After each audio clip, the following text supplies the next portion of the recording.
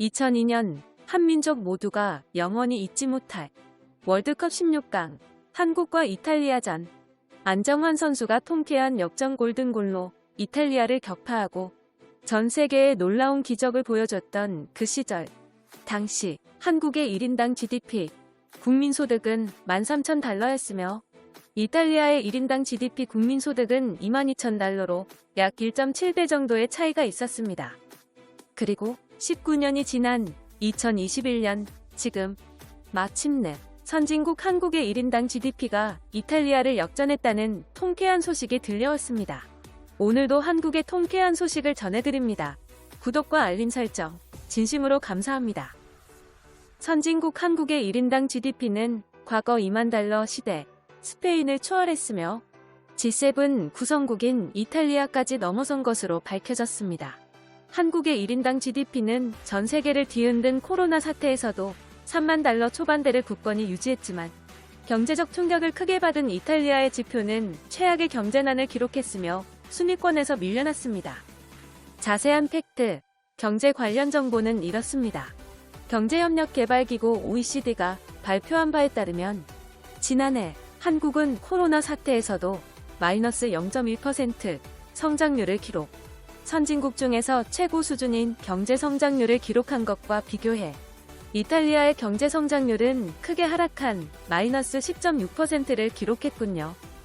세계은행 월드뱅크가 3년간 평균 환율을 적용해 계산한 결과에 따르면 한국의 원화는 과소평가되었고 유로화는 과대평가되었다는 것을 감안할 시 이탈리아의 실질적 경제 성장률은 알려진 것보다 더욱 하락했을 가능성이 있으며 원화의 가치가 상승할수록 한국과 이탈리아의 1인당 GDP 격차는 더욱 벌어질 것으로 전망됩니다.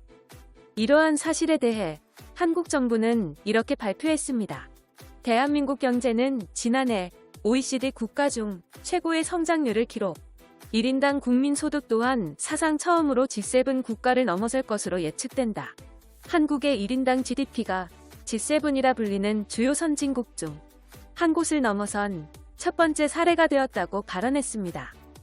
또한 경제 규모 역시 세계 10위권 안으로 재진입할 전망이며 세계 GDP 순위에서 브라질, 러시아를 추월하고 원화의 가치까지 상승하면 캐나다를 역전하며 세계 GDP 순위 9위권에 등극. 강대국 한국은 세계 군사력 순위 6위, 경제력 순위 9위, 명실상부 보편적인 강대국이 되는 것이죠. 전 세계에서 유례없는 놀라운 기적을 보여준 한민족의 역사를 돌이켜보면 이번 성과는 의미가 큽니다.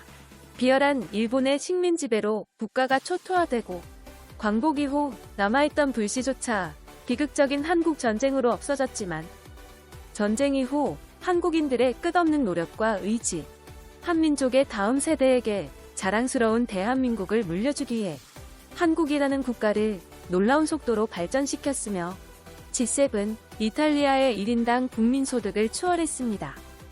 강대국 한국을 위해 끝없이 노력해온 우리 국민 모두 이제는 당당히 한민족이라는 자부심을 가져야 합니다.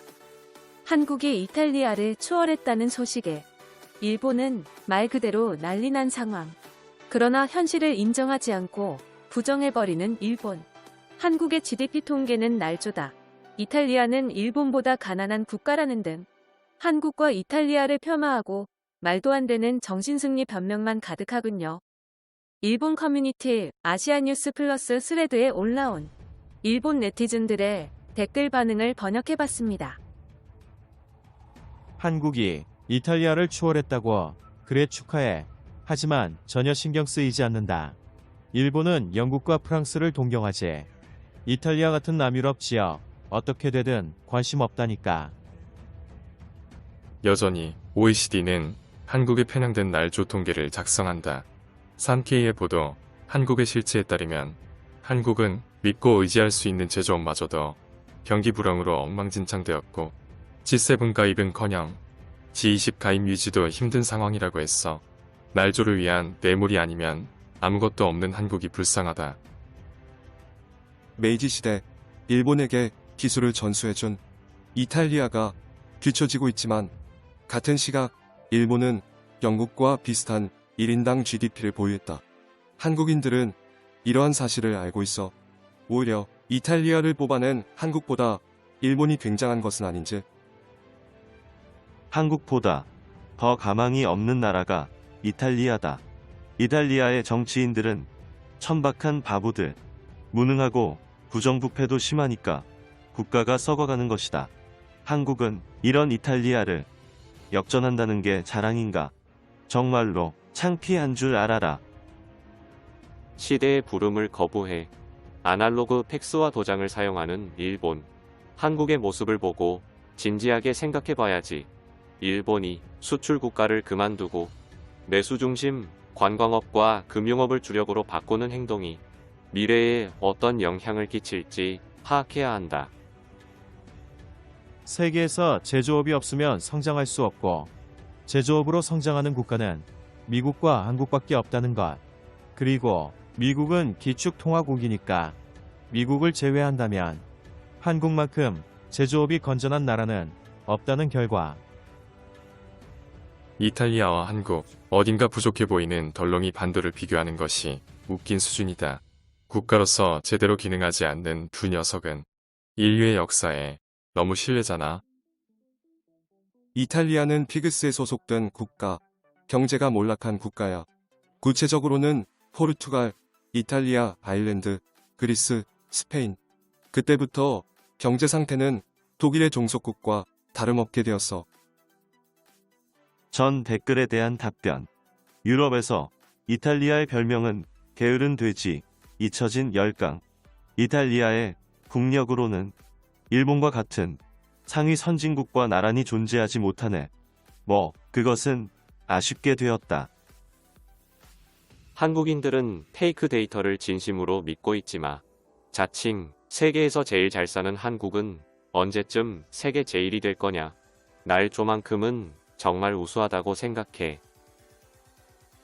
눈물, 그리고 눈물. 인터넷 우익들은 오늘도 슬퍼지는 소식을 봤어. 매번 한국 관련 뉴스에 관심 없다면서. 코멘트레스는 열심히 작성하네. 각오해라. 다음 타겟은 일본이야. 그래도 지금이 한국은 일본의 쇼와 시대처럼 절정의 시대구나. 반도체도 텔레비전도 이제 내리막길에 서서 발전의 여지가 없어. 중국산으로 전부 대체되며 한국산은 몰락하는 게 운명이 할까. 사실 이제 일본은 내리막길이 확정.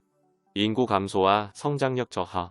곧 일어날 남의 트로프 지진을 최대한 방어해야지. 방심하다간 곧바로 1인당 GDP에서 한국에게 뽑히고 G7 가입국이 한국으로 바뀌는 지옥의 미래에 도착. 세계에서도 놀림감이 되어버린다. 2021 IMF 통계에서 이란 국민소득의 차이는 아직도 1만 달러 가량의 차이가 있네. 다행이야. 한국은 내가 살아있는 동안 일본을 추월할 수 없다는 사실에 안심했다. 어딘가의 조사에서 6년 안에 프랑스까지 따라잡는다는 통계를 본 적이 있다. 그것은 평소의 한국발 통계일까? 여전히 한국인들은 현실과 망상을 구별하지 못해. 일본의 댓글 반응이었습니다. 영상이 흥미로우셨다면 구독과 알림 설정 진심으로 감사합니다.